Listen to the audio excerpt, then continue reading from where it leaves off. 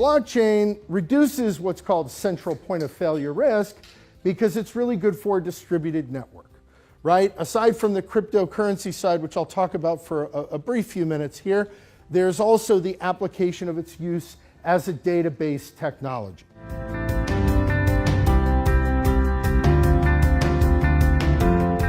As board members, number one, unless you're on the audit committee, you probably don't need to know much about your accounting software or the software you're using in your supply chain. If you do not know anything about the current software and you can't speak at length about the benefits or problems with SAP code, then probably blockchain isn't going to be something that you deal a lot with because one of its highest value propositions is in record keeping.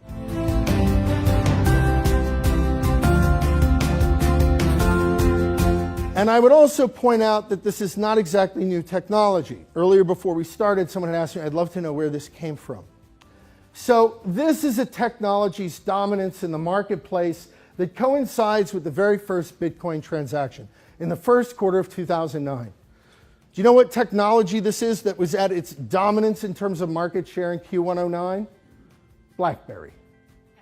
This is BlackBerry era tech.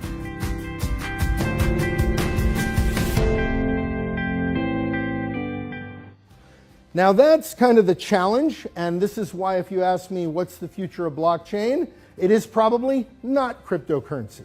And the reason is, if we've killed it before, we'll kill it again. And there are a lot of entities that are very concerned about its use. The last thing I'd say on this topic is that there's also talk around the campfire that potentially the Bitcoin bubble and the cryptocurrency stuff may just be one giant psyops against Western financial institutions.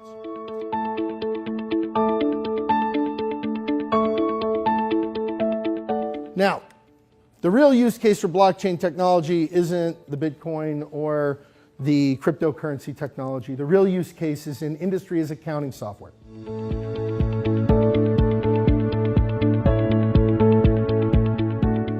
What blockchain does is allows for a permanent record of transactions. What it does not do is guarantee that anyone participating in the transaction is behaving in an ethical fashion. What it does allow you to do, though, because you have a permanent record, is to go back in time and figure out if something went wrong, where it may have gone wrong.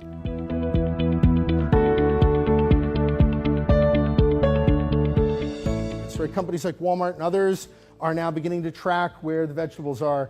And this makes sense because, honestly, I know where every bag of dog biscuits I ordered online is as it's in transit. How does no one know where my salad came from? Right? And so from an E. coli risk standpoint, from a food waste standpoint, there's all kinds of reasons to be engaging in food safety and agricultural supply chain monitoring.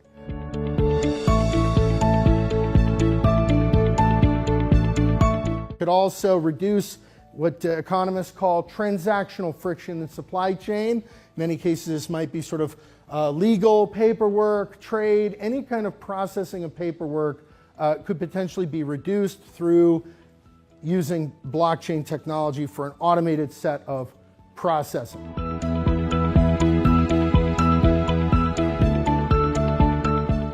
So folks look at this as a panacea of cybersecurity, of cryptography. It'll never be broken. But we're 5 years or so away from quantum computing, and once that happens, this stuff could be cracked open like an eggshell.